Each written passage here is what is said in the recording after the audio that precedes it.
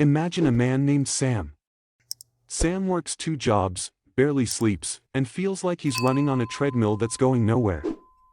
One day, he finds an old, dusty key in his grandfather's attic with a note. This key opens any door you can imagine, but only if you know how to turn it. Sam tries the key on every door in his house, but nothing happens. He gets frustrated until he realizes the note didn't say the key opens physical doors, it opens the doors within his own mind.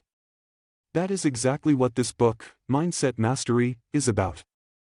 It's not just about money, it's about the golden key of your mindset that unlocks universal wealth, financial, spiritual, and material. Today, we are going to walk through every chapter of this masterpiece to show you how to turn that key in your own life. Chapter 1, The Man Who Thought His Way into Partnership. Think about Maya. Maya wanted to work for a top tech firm, but she had no experience and no degree. Instead of applying for a job, she started solving their public software bugs for free. She didn't want a paycheck yet, she wanted a partnership. People called her crazy, but she thought her way into the room until they couldn't ignore her. We start with the incredible story of Edwin C. Barnes, a man who had a burning desire to work with the great inventor Thomas Edison. He didn't want to work for Edison, he wanted to be his partner. The core lesson here is that thoughts are things. Barnes arrived at Edison's laboratory looking like a tramp, but he thought like a king. He took a menial job just to get his foot in the door. He waited years for his opportunity, and when Edison's Eddy phone failed to sell, Barnes saw his chance. He didn't give up, he stayed persistent until he became the man who distributed the machine across the country. He literally thought his way into a fortune. Success comes to those who become success conscious. Barnes' story proves that if you have a definite purpose, you don't need a head start, you just need a start. A definite purpose is the starting point of all achievement. Don't just look for a job, look for an opportunity to create value. What is one big dream you've been too afraid to say out loud? Drop it in the comments, and let's make it real. Chapter 2, Desire, the starting point of all achievement. Meet Leo, who wants to be fit. He goes to the gym once a week. Now meet Sarah. Sarah must be fit. She wakes up at 5 a.m., tracks every meal, and hasn't missed a workout in months. Leo has a wish, Sarah has a burning desire. Who do you think will see results? Wishing will not bring riches. This chapter introduces the burning desire that transforms thoughts into their physical reality. Napoleon Hill gives us a precise, 6-step formula to turn desire into gold. 1. Fix the exact amount of money you want. 2. Determine what you will give in return, there is no something for nothing. 3. Establish a definite date. 4. Create a definite plan and start immediately. 5. Write it all down in a clear statement. 6. Read it aloud twice daily, once when you wake up and once before bed. Wealth begins with a state of mind, fueled by a desire so intense it becomes an obsession. You must see and feel and believe you already possess the wealth before it physically manifests. Grab a piece of paper right now and write down your 6 steps. Take a photo of it and tag me on Instagram. Chapter 3, Faith, Visualization and Belief. Imagine an archer. If he doubts his aim as he releases the arrow, he will miss. But if he has total faith, a mental knowing that the arrow is already in the bullseye, his body aligns perfectly to make it happen. Faith is that mental knowing. Faith is a state of mind that can be induced by affirmations or repeated instructions to the subconscious mind. The book explains that faith is the eternal elixir which gives life and power to the impulse of thought. We learn about the self-confidence formula, which includes vowing to take persistent action and spending 30 minutes a day visualizing the person you intend to become. Faith isn't just a religious concept here, it's a psychological tool to override the impossible. By repeating positive affirmations, you magnetize your mind to attract the vibrations of success. Every man is what he is because of the dominating thoughts he allows to occupy his mind. Write, "I have faith," in the comments if you're ready to believe in your own potential. Chapter 4, Autosuggestion, the Subconscious Guard. Your mind is like a garden. If you don't plant flowers, positive thoughts, weeds, negative thoughts, will grow automatically. Autosuggestion is you acting as the gardener, choosing exactly which seeds to plant every single day. Autosuggestion is the medium for influencing the subconscious mind. Your conscious mind acts as an outer guard. It decides what information reaches the subconscious. Most people leave the gate wide open to negativity. This chapter teaches you to use your 5 senses to feed your subconscious only what aligns with your desire. You are told to read your 6 steps statement with feeling and emotion, because the subconscious only acts on thoughts charged with emotion. You have absolute control over the material that reaches your subconscious, if you choose to exercise it. Repeat your goals until they become your reality. A lie repeated often enough becomes a truth to your mind. Imagine what a positive truth can do. What's one positive affirmation you say to yourself every morning? Share it below. Chapter 5, Specialized Knowledge, the Ford Method. Imagine a car mechanic who knows everything about engines versus a guy who knows where to find the best mechanics in the world. The second guy can build a fleet of cars while the first guy is still turning a wrench. Knowledge is only potential power. It becomes actual power only when organized into definite plans of action. This chapter tells the story of Henry Ford in court. He was called ignorant, but he proved he was educated because he knew how to get the knowledge he needed through his mastermind group. You don't need to know everything. You just need to know where to find specialized knowledge and how to organize it. Being educated means knowing how to get what you need to achieve your goals without violating the rights of others. General knowledge is useless for wealth creation. You need specialized knowledge focused on your specific goal. What is one skill you're going to master this year? Let's hold each other accountable. Chapter 6, Imagination, the Workshop of the Mind. Think of a child with a cardboard box. To most, it's trash. To the child, it's a spaceship. That's imagination. Now, imagine a businessman who sees a problem and turns it into $1 million solution. That's the same muscle, just grown up. The imagination is literally the workshop wherein are fashioned all plans created by man. There are 2 types of imagination. 1. Synthetic imagination, arranging old ideas into new combinations. 2. Creative imagination, connecting with infinite intelligence to receive brand new inspirations and hunches. The book argues that ideas can be transmuted into cash through the power of a definite purpose plus a plan. Your imaginative faculty may be weak from disuse, but it can be revived through exercise. An idea is a thought that has been given a plan. One sound idea is all it takes to achieve success. If you had $1 million to start a business tomorrow, what would it be? No limits. Chapter 7, Organized Planning, Turning Desire to Action. Imagine building a house without a blueprint. You'd end up with a pile of bricks and a lot of frustration. Success without a plan is just a pile of bricks. You must build a practical, functional plan to transform your desire into its monetary equivalent. This is where the mastermind comes in. You are instructed to ally yourself with a group of people who can help you carry out your plan.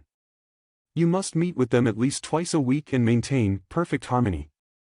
If your first plan fails, don't quit, replace it with a new one. Temporary defeat is not permanent failure. No person is ever whipped until they quit in their own mind. Success requires the cooperation of others. No one achieves greatness alone. Who are the 3 people in your life who push you to be better? Tag them and say thank you. Chapter 8, Decision, the Mastery of Procrastination. Think about a restaurant menu. Some people take 20 minutes to choose a sandwich. Others look for 10 seconds and decide. Usually, the quick deciders are the same people who are leading the company. Analysis of over 25,000 people showed that lack of decision was near the top of the list of causes for failure. Successful people reach decisions promptly and change them slowly, if at all. Failures reach decisions slowly and change them frequently and quickly. Procrastination is the opposite of decision. You must learn to make up your own mind and keep your own counsel. Definiteness of decision always requires courage. Those who reach decisions quickly know what they want, and they generally get it. Stop procrastinating on that one thing you've been putting off. Do it today. Chapter 9, Persistence, the Sustained Effort. Think of a diamond. It's just a piece of coal that stuck to its job despite extreme pressure. Persistence is that pressure that turns your coal ideas into diamond results. Persistence is to the character of man what carbon is to steel. Lack of persistence is a common weakness, but it can be overcome by the intensity of your desire. The book lists 4 steps to develop persistence: 1. A definite purpose, 2. A definite plan, 3. A mind closed to negative influences, and 4. A friendly alliance with someone who encourages you. There is no substitute for persistence. It cannot be replaced by any other quality. Riches do not respond to wishes. They respond only to definite plans, backed by definite desires, through constant persistence. Hit that like button if you've ever had to push through a tough time to get to a win. Chapter 10, Power of the Mastermind, the Driving Force. 1 light bulb gives a little light. 2 light bulbs give more. But 100 light bulbs together create a stadium floodlight. Your brain is the light bulb, the mastermind is the stadium. Power is organized and intelligently directed knowledge. When 2 or more people coordinate in a spirit of harmony toward a definite objective, they create a third mind, the mastermind. This creates a psychic force that gives you access to more power than you could ever generate alone. Great fortunes like Carnegie's were built on this principle. No individual can have great power without the aid of a mastermind. Surround yourself with people who are smarter than you in the areas where you are weak. If you could have a mastermind dinner with any 3 people, dead or alive, who would they be? Chapter 11, The Mystery of Sex Transmutation. Think of a river. If it flows wildly, it can cause a flood. But if you dam it and direct it through a turbine, it creates enough electricity to power a city. This chapter is about damming your most powerful creative energy and directing it toward your goals. The emotion of sex is the most powerful of human desires. Transmutation means the switching of the mind from thoughts of physical expression to thoughts of some other creative effort.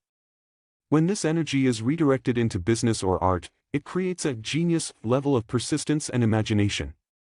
Almost all great leaders were men and women who learned to use this creative energy to fuel their ambitions.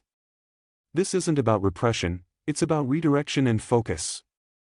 Highly successful people are often those who have highly developed sexual natures, but have learned to channel that energy into their work.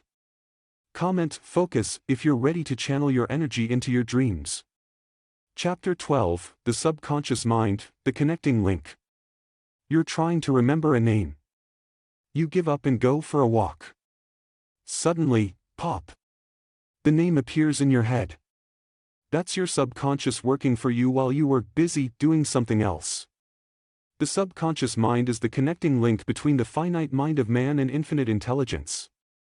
You cannot control your subconscious, but you can suggest to it any plan or purpose you desire to see transmuted into gold. It works day and night. If you don't feed it positive impulses, it will feed on the negative ones that fall into it by accident. The subconscious acts first on the dominating desires, mixed with emotional feeling. The 7 positive emotions, desire, faith, love, sex, enthusiasm, romance, hope, must dominate your mind to make the subconscious work for you. Try a positivity-only day tomorrow. No complaining, no judging. See how you feel. Chapter 13, The Brain, a Broadcasting Station. Your brain is like a cell phone. It can send messages, thoughts, and receive them. If you're on the frequency of worry, you'll pick up more things to worry about. If you're on the frequency of wealth, you'll start seeing opportunities everywhere. The human brain is a broadcasting and receiving station for the vibration of thought. Every human brain is capable of picking up vibrations of thought released by other brains. This is how hunches and flashes of inspiration happen. When you are in a mastermind group, your broadcasting power is multiplied. Success is about getting your station tuned to the right frequency. Your mind is an energy field. Protect what you broadcast and what you receive. Subscribe if you want to keep your frequency tuned to success. Chapter 14, The Sixth Sense, The Door to Wisdom. Have you ever just known not to take a certain road, or known that a certain deal was bad, even though it looked good on paper? That's your sixth sense. It's like an internal GPS that kicks in when you're lost. The sixth sense is that portion of the subconscious mind which has been referred to as the creative imagination. This is the apex of the philosophy. It cannot be mastered until the other 12 principles are understood. It allows you to receive warnings of impending dangers and telegrams of inspiration from infinite intelligence.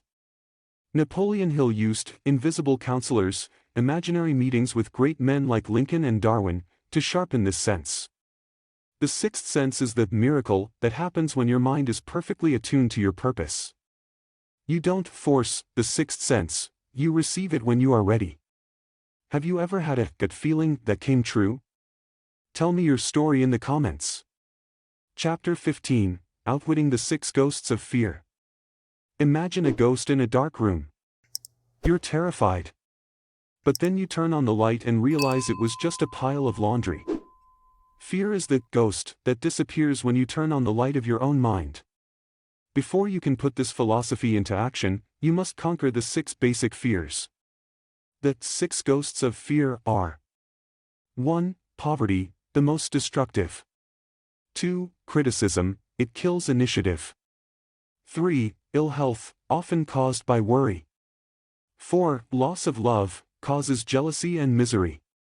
5. Old age, fear of being useless. 6. Death, the ultimate fear. The book teaches that worry is just a form of sustained fear. You must replace these fears with a definite purpose and a positive mindset. Fear is nothing more than a state of mind. And since you control your mind, you can conquer your fear. The alibi of if, e.g., if I only had money, is the biggest tool of fear. Stop making excuses and start taking action. Which of the 6 fears is your biggest challenge? Face it today by writing "I am brave" below. Sam, from our first story, finally used the key. He didn't find a room full of gold, he found a room full of plans. He used those plans, and a year later, he was the one hiring people, building a business, and living with passion. He didn't change the world, he changed himself, and the world followed. Mindset mastery tells us that wealth is not a matter of luck or hard work alone, it is a matter of mindset. You now have the blueprint. You have the 15 steps. The only question is, are you ready to turn the key? If you want to master your mindset, like, share, and subscribe. Check out my other videos on wealth creation, and remember, your riches are waiting for you to think them into existence. Go out there and be the master of your fate.